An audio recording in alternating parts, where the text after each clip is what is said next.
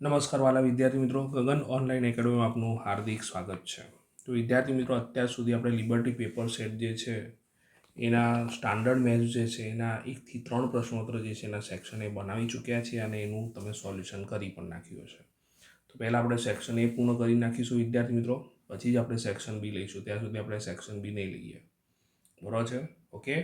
વિદ્યાર્થી મિત્રો, ચેનલ પર નવા હો તો ચેનલને ખાસ સબસ્ક્રાઈબ કરી નાખો, તમારા મિત્રો સાથે શેર કરજો. વિડીયો ગમે તો લાઈક કરવાનું ભૂલતા નહીં, અને એક લાઈક અમારા માટે અનમોલ છે. તો વિદ્યાર્થી મિત્રો, આપણે 2 પાર્ટમાં આપણે સેક્શનને બનાવીશું. તો અહીં આપણે 1 થી 12 પ્રશ્નો જોઈશું અને પછી 13 થી લઈને 24 નેક્સ્ટ વિડીયોમાં જોઈશું.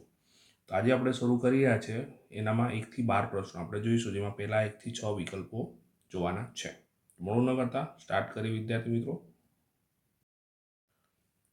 તો વિદ્યાર્થી મિત્રો, રકમમાં આપણને એવું કીધું છે કે જો બે ધન પૂર્ણાંકો a અને b માટે a xy ની 2 ઘાત અને b x² y હોય, બરાબર છે, તો આપણે ગુસા a b શોધવાનો છે અને 4 આપણને ઓપ્શન આપેલા છે. તો વિદ્યાર્થી મિત્રો, a બરાબર આપણા જોડે xy² છે, એટલે કે જોવા જઈએ તો x ગુણ્યા y² થશે, અને b બરાબર આપણા જોડે શું છે વિદ્યાર્થી મિત્રો, x² y છે, એટલે x² ગુણ્યા y થશે.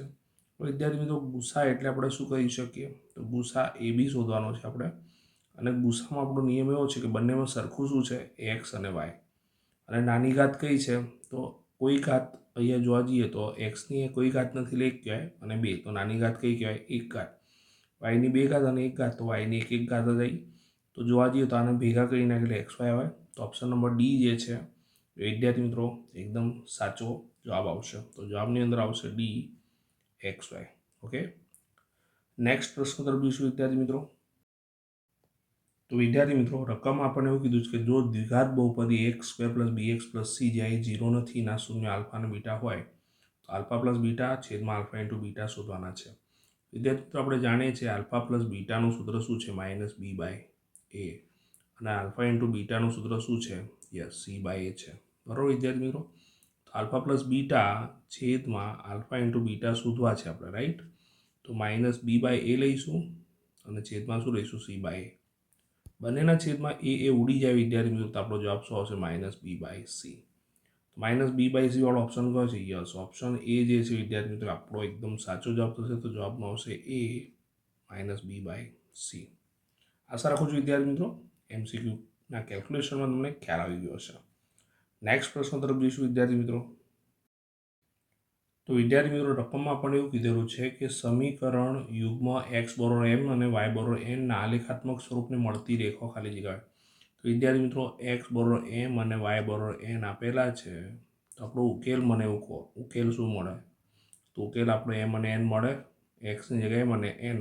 તો ઉકેલનો મતલબ શું કહેવાય કે બે રેખાઓ આ બિંદુમાં એકબીજાને છેદશે. તો ઓપ્શન નંબર ડી જે છે એ આપણો સાચો જવાબ થશે વિદ્યાર્થી મિત્રો. જવાબ આવશે ડી, mn બિંદુમાં છેદતી હશે,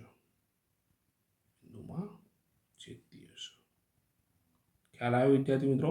નેક્સ્ટ પ્રશ્ન તરફ જઈશું.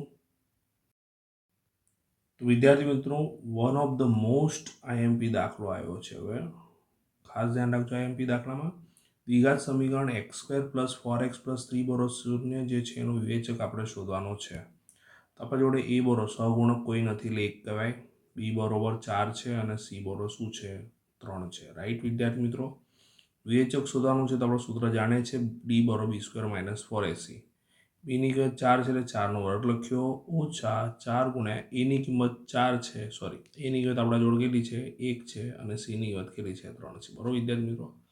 4નો વર્ગ ચોખ્ખું 16 થશે, ઓછા 4 એકા 4, 4 તરી 12. તો 16માંથી 12 જાય કેટલા આવે વિદ્યાર્થી મિત્રો, 4 આવે. તો આપણો ઓપ્શન નંબર જે સી છે એકદમ કરેક્ટ જવાબ થશે વિદ્યાર્થી મિત્રો. જવાબ આવશે સી 4. નેક્સ્ટ પ્રશ્ન તરફ જઈશું વિદ્યાર્થી મિત્રો. વિદ્યાર્થી મિત્રો, રકમમાં આપણને એવું કીધું છે કે સમાંતર શ્રેણી -3, -1/2, 2નું 11મું પદ શોધો. વિદ્યાર્થી મિત્રો, પ્રથમ પદ શું થશે, એ બરોબર -3 થશે. સામાન્ય તફાવત બીજું પદ ઓછા પહેલું પદ એટલે કે a2 - a1 કહીશું વિદ્યાર્થી મિત્રો, બરોબર છે. તો -1/2 બીજું પદ છે, ઓછા 3, બરોબર છે. આ નિયમના માઇનસ અને પદ હતું -3, બરોબર છે. હવે ધ્યાન રાખજો, -1/2 લખ્યું, માઇનસ પ્લસ લખે અને 3 આવ્યા. તો વિદ્યાર્થી મિત્રો 2 અહીંયા ગુણાઈ જશે એટલે -1 + 3 દૂ 6 છેદમાં 2 થઈ જશે એટલે 6 માંથી 1 જાય એટલે 5 એટલે 5 દૂત્યાંશ થઈ ગયો. તો પછી ચલો ડી મળી ગયા, બરાબર છે. અને કયું પદ શોધવાનું કીધું છે? 11મું પદ, એટલે n બરાબર 11 લખીશું, બરાબર છે. તો આપણા જોડે ડી મળી ગયા છે વિદ્યાર્થી મિત્રો, n મળી ગયા છે અને એ પણ છે આપણા જોડે, બરાબર છે. તો આપણે 11મું પદ શોધવું છે એટલે એ 11 બરાબર શું થશે? a + n - 1 એટલે 11 - 1 અને જોડે આવશે ડી. એની કિંમત આપણા જોડે કેટલી છે? -3 છે, બરાબર. 11 માંથી 1 જાય એટલે 10 આવશે વિદ્યાર્થી મિત્રો. ડીની કિંમત શું મૂકી? 5 દૂત્યાંશ મૂકી, બરાબર છે. 2 2 પંચા 10, બરાબર છે. -3 લખ્યા, પાયો પાયો 25 પણ એ કહેવાય પ્લસ આવ્યા. ધનમાંથી ઋણ સંખ્યા જાય એટલે બાદબાકી થશે એટલે 22 આવશે વિદ્યાર્થી મિત્રો. એટલે જવાબ 22 મળ્યો આપણને. તો ઓપ્શન નંબર કયો સાચો પડ્યો? યસ, ઓપ્શન નંબર બી જે છે વિદ્યાર્થી મિત્રો એકદમ સાચો જવાબ છે. જવાબની અંદર આવશે બી 22. નેક્સ્ટ પ્રશ્ન તરફ જઈશું વિદ્યાર્થી મિત્રો.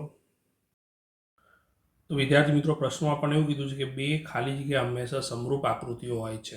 સમરૂપ આકૃતિઓ એટલે કેવી વિદ્યાર્થી મિત્રો? કે જેની બધી બાજુઓ સરખી હોય, બધા ખૂણાઓ સરખા હોય, એકબીજાને અનુરૂપ બાજુ અને અનુરૂપ ખૂણાઓ શું થાય વિદ્યાર્થી મિત્રો?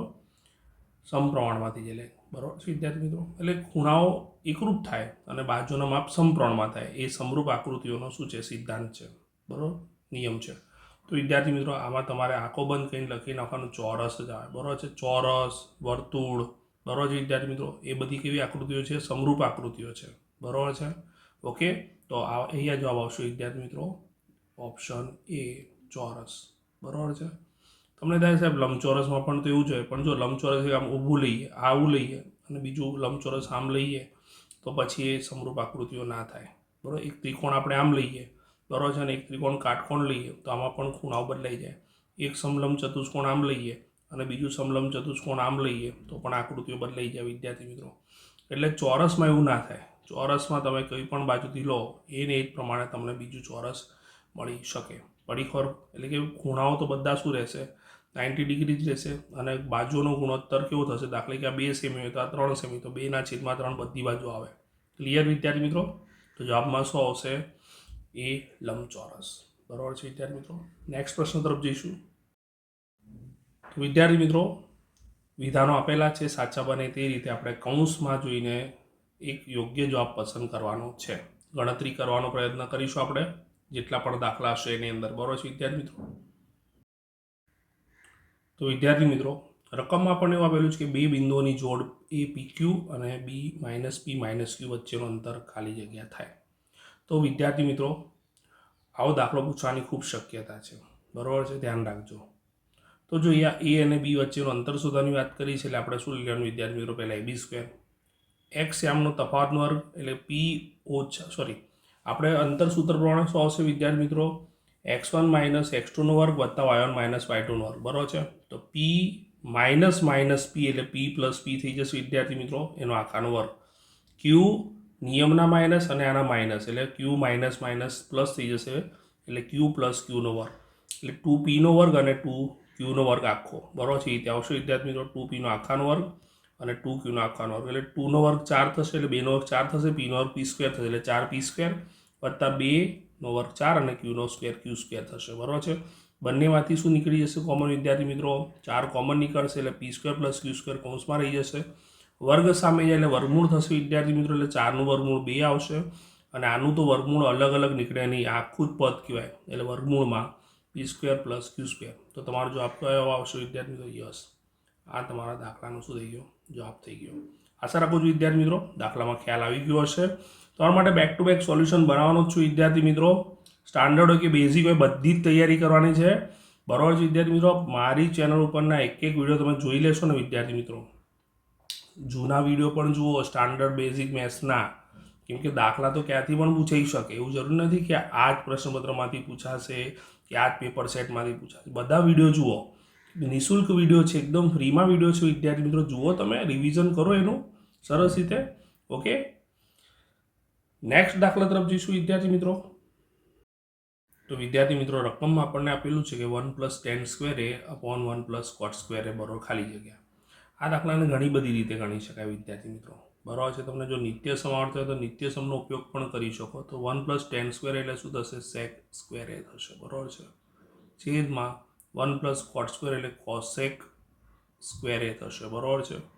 હવે વિદ્યાર્થી મિત્રો તમે જોઈ શકો છો કે સેકને આપણે કોસમાં કન્વર્ટ કરી શકીએ એટલે 1/cos સ્ક્વેર એ થાય કે ના થાય? બરાબર છે. છેદમાં cosec સ્ક્વેર એટલે 1/sin પ્રમાણે કરીએ તો sin સ્ક્વેર એ થઈ જાય. બરાબર છે. ઓકે, હવે છેદનો છેદ અંશમાં જતો રહે એટલે sin સ્ક્વેર એ લખ્યા.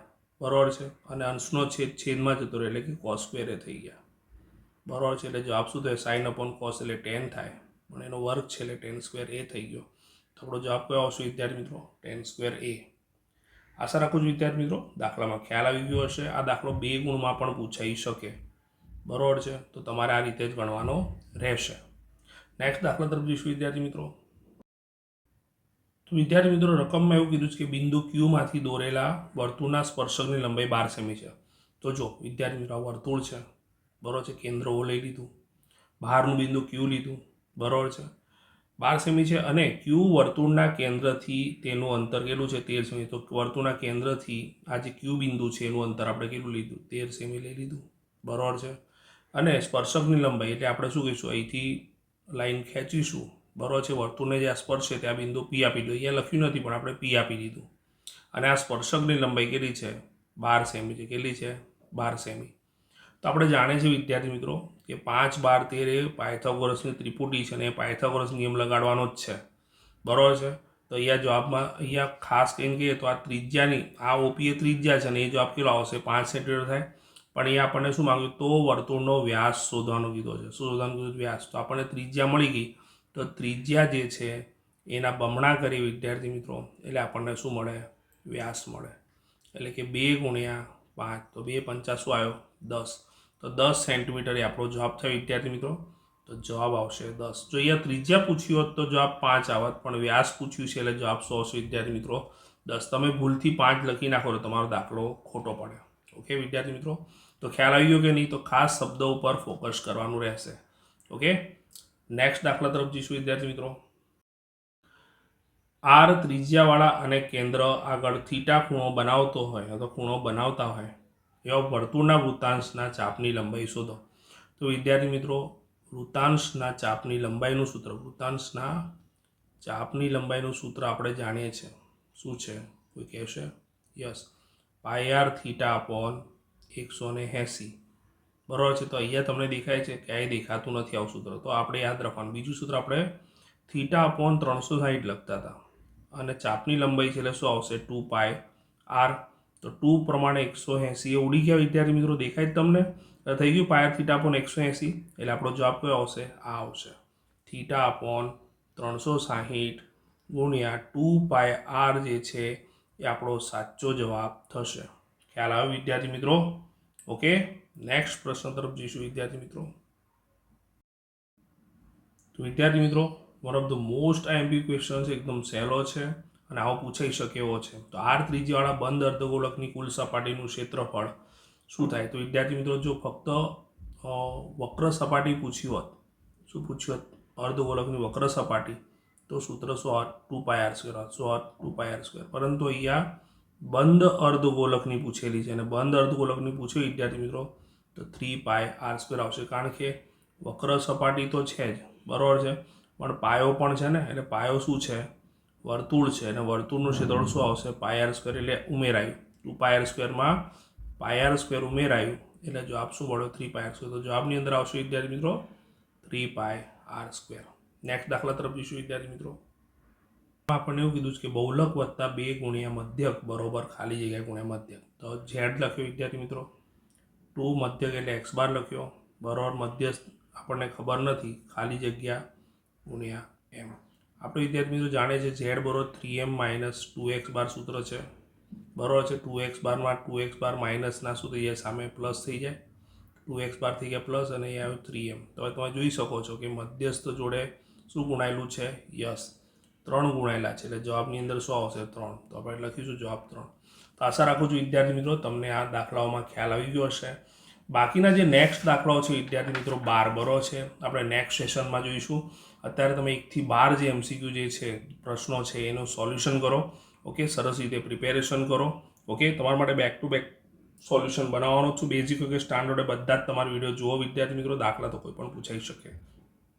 વિદ્યાર્થી મિત્રો, આગળના પણ સ્ટાન્ડર્ડ મેથ્સ જે છે એના ગાલાના આપણે બનાવેલા છે વિકાસ એસાઇનમેન્ટના, એ પણ સોલ્યુશન કરો. દાખલા તો ક્યાંથી પણ પૂછાઈ શકે.